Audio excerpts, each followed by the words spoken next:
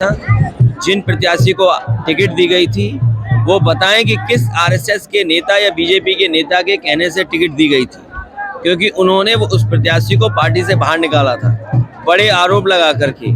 उन्हें इस जीत से निराशा नहीं होनी चाहिए।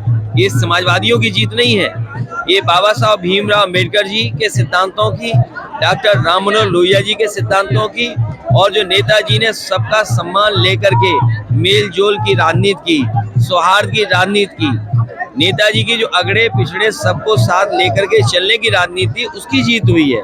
ये जो बहुजन समाज पार्टी की नेता जो कह रही हैं, मुझे उनके बारे में कुछ नहीं कहना है। हमारा लक्ष्य ये है कि भारतीय जनता पार्टी उत्तर प्रदेश से कैसे हटे, क्योंकि उत्तर प्रदेश से ही ये दिल्ली का रास्ता इनको मिला था। उत्तर प्रदेश की जनता ही इन्हें रोकेगी। उन्होंने रामपुर की हार को सपा और भाजपा की मिलीभगत के अंदरूनी के लिए। देखिए, समाजवादी पार्टी और आदरणीय आजम खान साहब कभी चुनाव नहीं हारना चाहेंगे। उन्हें इलेक्शन के खिलाफ बोलना चाहिए, इलेक्शन कमीशन के खिलाफ।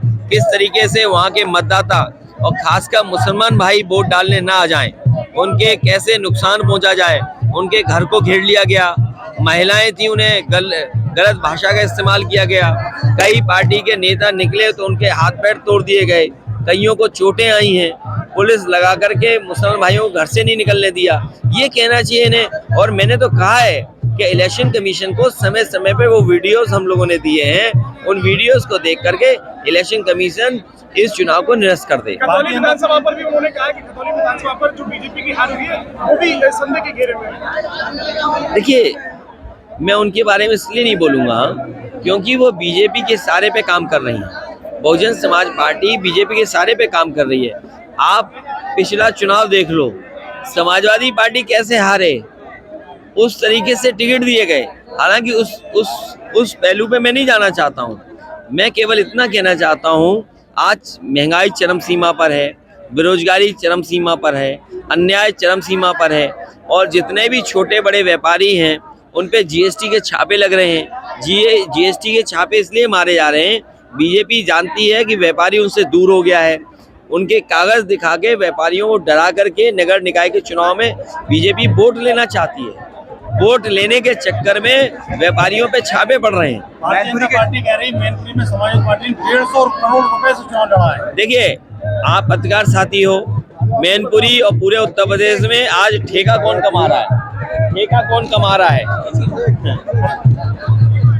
ठेका कौन कमा रहा है? आप जो आरोप लगा रहे हैं समाजवादियों पे, ये बीजेपी के लोग घबरा गए हैं, क्योंकि हर वर्ग के लोग समाजवादी पार्टी के साथ चले गए हैं और हर वर्ग ने मदद की है, चाहे अगड़े हो, पिछड़े हो, ठाकुर समाज हो, ब्राह्मण समाज हो, पिछड़ा समाज हो, अति पिछड़ा समाज हो, दलित समाज हो, हमारा बाबा साहब भीमराव अम्बेडकर जी को मानने वाले लोग हो, मुस्लिम समाज हो, सबने मदद की है। ये बीजेपी घबरा गई है। अच्छा, पैसा कौन कमा रहा है? पैसा बीजेपी कमा रही है। अच्छा, ठेका किसके? बीजेपी के। जिला पंचायत आपके ठेके सड़कों के, माइनिंग में आप पता कर लो, पूरा माइनिंग की लूट कौन कर रहा है? बीजेपी। सड़कों के गड्ढे भराई की लूट कौन कर रहा है? बीजेपी। अधिकारी जो कमीशन खा रहे हैं वो बीजेपी के माध्यम से खा रहे हैं। सबसे ज्यादा लूट तो बीजेपी कर रही है। समाजवादियों ने तो अपनी जनता से समर्थन मांग लिया और नेताजी को याद करके जनता ने वोट दिया। इसलिए बीजेपी को शर्म करना चाहिए इस तरह के आरोप लगाना। एक तरफ तो ये नेताजी की दुआई देते हैं, नेताजी को सम्मान देते हैं, और वहीं जब नेताजी के पक्ष में मतदाताओं ने सच्ची श्रद्धांजलि दी तो ये पैसे का आरोप लगा रहे हैं। इनसे ज्यादा झूठा, इनसे ज्यादा बेईमान, इनसे ज्यादा खराब काम कोई नहीं कर सकता बीजेपी ज्यादा। चाचा को क्या बड़ी जिम्मेदारी मिली? नहीं, चाचा हमारे साथ आए हैं, उनका दल विलय हो गया है, उन्हें भी जिम्मेदारी मिलेगी। 2024 के चुनाव में क्या लग रहा है कि इस बार जैसे जेडीयू के केसी त्यागी जी बोल के कहते हैं कि सबको गठबंधन में एक होकर बीजेपी को हराने की रणनीति बनानी पड़ेगी, सपा का क्या स्टैंड है? मुझे उम्मीद है कि इसी तरह दल साथ आएंगे। हम लोग समय समय पे जो देश के बड़े नेता हैं, जिसमें ममता बनर्जी जी हैं, केसीआर साहब हैं मुख्यमंत्री, ये प्रयास करते रहे हैं एकजुट होने के लिए। नीतीश कुमार जी हैं, मुख्यमंत्री जी हैं, वो भी प्रयास करते रहे। कोई न कोई रास्ता निकलेगा और मुझे उम्मीद है कि ये जो बड़े बड़े नेता प्रयास कर रहे हैं वो सफल होंगे।